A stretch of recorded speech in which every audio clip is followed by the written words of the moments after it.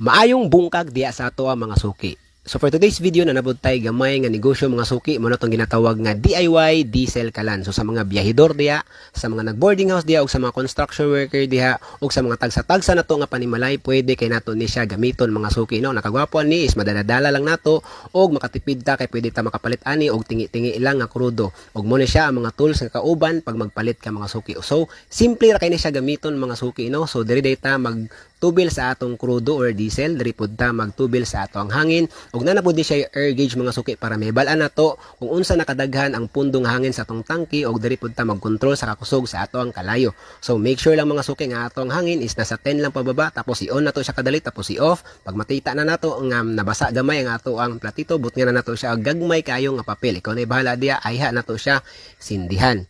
So pag makita na nato mga suki nga medyo init na siya mga suki, ayha pa nato siya hinay-hinayan og on. So ikaw na bahala diya mga suki. So pag ingana na siyang kalayo, pwede na nato siya builuhan diya mga suki no. So pag kusog na jud kay ang hangin diya mga suki, mag color blue na siya mga suki. Ikaw na bahala diya. So nakagwapo ani, dili na mga itom ang imong kaldero kay itom naman da ng kaldero nga atong gigamit. So ang ato ang balbak wa gabugal-bukal yun siya mga suki. So simple la pug guys siya i-off. Ato lang siyang i-off mga suki ug atong pinduton lang sa atong pin nga kauban sa atong pagpalit. So sa mga gusto magpalit ng mga suki na di ay stock 5 ka buok ani mga suki no. So ayaw mo kaulaw ng PM. Daghang salamat.